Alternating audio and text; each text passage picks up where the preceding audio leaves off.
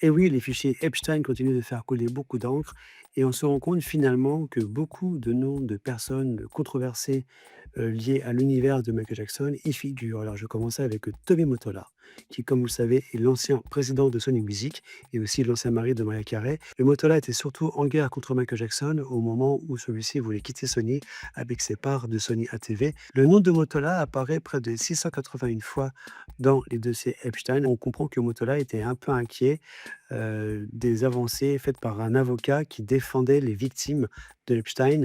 En gros, Mottola avait peur d'être interrogé et d'être inquiété, par cette procédure. Et puis aussi, on se rend compte dans ces échanges que Epstein a passé beaucoup de temps à contacter ou à essayer de contacter par téléphone Mottola et aussi à avoir des rendez-vous avec lui en physique, des rendez-vous pendant lesquels, bien sûr, on imagine les discussions sur pas mal de sujets. Avant de continuer, n'oublie pas de liker, de partager et de t'abonner à cette chaîne si tu aimes ce type de contenu. Le second nom qui figure dans ces fichiers Epstein et qui nous intéresse, c'est David Geffen. David Geffen, c'est un homme d'affaires, un producteur, un manager très connu à Hollywood.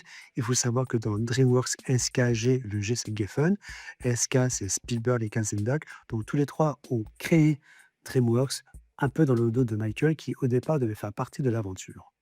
Quoi qu'il en soit, Geffen, au tout début des années 80, il est proche de Michael, il veut être son confident, sauf que les choses ne se passent pas comme ça, si bien que Geffen et Michael vont rentrer en conflit et seront en guerre ouverte. Il ne faut pas oublier qu'en 2019, quand Living Neverland est diffusé pour la première fois devant les yeux de Oprah Winfrey, sa diffusion a lieu sur le yacht privé de David Geffen. Et donc, ce nom de David Geffen, on le retrouve près de 516 fois dans les dossiers Epstein. Donc, on se rend compte très bien que David Geffen et Jeffrey Epstein se côtoyaient et se connaissaient assez bien. Et pour terminer, donc le troisième nom qui figure dans ces fichiers Epstein et qui démontre à quel point le réseau de Jeffrey Epstein était vraiment très large, on retrouve Tom Barak. Alors Tom Barak, c'est le PDG de Clooney Capital et si vous vous souvenez, c'est lui qui en 2008 permet à Michael d'obtenir un prêt qui lui permet d'éponger pas mal de dettes, notamment celles liées à son ranch de Neverland.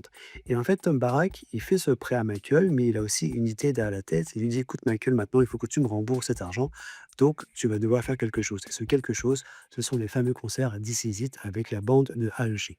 Et donc on retrouve le nom de Tom Barak dans les fichiers Epstein et on comprend que lui aussi a été invité sur la fameuse scène. Alors on se rend compte finalement que Michael Jackson, eh bien indirectement, oui, il fait partie des fichiers Epstein, mais tout à fait malgré lui et de façon involontaire, car en fait ce sont des personnes qui ont passé de nombreuses années à effectivement travailler contre lui et à essayer de nuire à ses affaires. Alors dites-moi ce que vous pensez de ces fichiers Epstein. Est-ce que vous êtes surpris de voir ces noms dans cette liste? Est-ce que vous pensez que d'autres personnalités, d'autres surprises nous attendent dans le reste des fichiers qui seront publiés apparemment prochainement?